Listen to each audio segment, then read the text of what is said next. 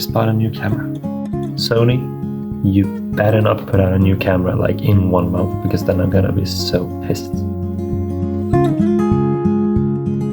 It's December 2025, and it's been over 4 years since Sony released the FX3. Here I am, finally unpacking it. So I'm wondering, am I too late to the party? Let's talk about that.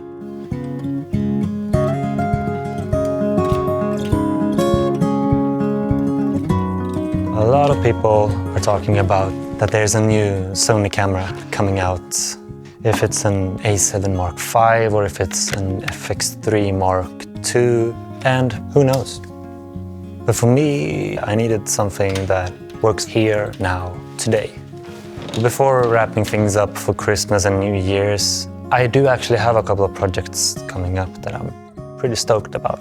Of course, I want to show you some actual footage that I've been filming with this camera for this past week. For example, I filmed a music festival here in Stockholm recently, and I knew that I needed something that could handle a bright stage and an almost pitch black audience. And the FX3 handled it like a no-brainer. As much as I've loved filming with the Sony A7 IV, I'm actually recording this video with it right now. It's been an amazing camera for these past years, and I've done tons and tons of different projects. It's an amazing camera, for sure. But for these upcoming projects, and also looking into 2026, I do want to advance to the next step. And also, I do believe there's a couple of functions that I really, really like about the FX3 that the Sony A7 IV lacks. And I want to talk about those things as well. So, why did I choose the Sony FX3? Well, it's a camera that I can travel with. I can build it up to something like this for more high-end productions. And I can also trim it down to just the camera housing itself. And I really like this idea that I can expand it, or I can subtract things and do whatever fits the project that I'm looking into. Even if it's a 2-week-long documentary shoot, or if it's just a spontaneous vacation trip and I want to bring a camera, this camera kind of checks all of those boxes. Because for me, every single shoot is different from the other one. So just having one package kind of isn't what I need. I'd rather have something that I can adjust for each specific thing. And for me, the FX3, for example, is a lot more versatile and adjustable for tons of different projects compared to, for example, the FX6 that I also looked into. Because the FX6 cannot shoot a single photo, and it doesn't have in-body stabilization. I do not have optical steady shot lenses, so then I need to buy a rack of lenses, or I should invest in an easy rig, and it just got a whole lot more difficult with an FX6 suddenly. So a little behind the stage check. Over there is the stage, and we have just filmed some sound check and also some interviews where the artists are hanging backstage. And I usually think like that's the best material from a concert, like going into that backstage and having a chat and having all the fun. And then also the concert is gonna be super fun to film. The man, the myth, the legend. Oh yeah, kul, det här ska bli grymt. Two of the main features that I've really liked since picking this camera up is not actually technically improvements. On the FX3 you have 3 lights when recording that pops up. This helps me hugely when I'm running around doing a one-man shoot and I don't really have time to adjust things. I just need to be there.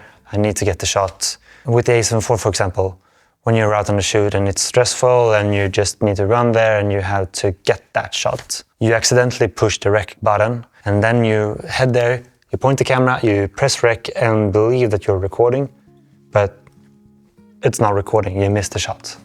The second thing that I really like is that there is multiple mounting points on the camera housing so that the cage that I've installed on this one, it really sits tight. I know that I can do whatever, nothing will ever get loose. Double threading points Of course, it's going to be better than the A7 IV, which only has one mounting point on the bottom of the camera. So yeah, those two things are actually the most important things for me, because I know that those features will allow me to be more flexible, be more in the moment when I need to be. Beside those two features, of course, there are tons of things that are better when it comes to video. Of course, the dual base ISO that everybody knows about, 12,800 ISO is pretty amazing in low light situations. Better fan size that allows you to do recordings for a longer period of time. At the end of the day, it doesn't matter how many AI features a camera brand is just pushing into a new body or whatever, open gate. If I forget to press rec, those features don't really matter as much. And also open gate, I think it's a bit overhyped. Of course you want to shoot for social media and stuff, but I believe that you frame the shot the way it's meant to be filmed. And if that means turning the camera into vertical mode and taking one extra shot, that's more the way I would do it. I'm not in the open gate fan club, but it's not perfect. And yes, part of me worries that a brand new model is coming pretty soon. The screen could be brighter and have more pixels and be a little bit larger.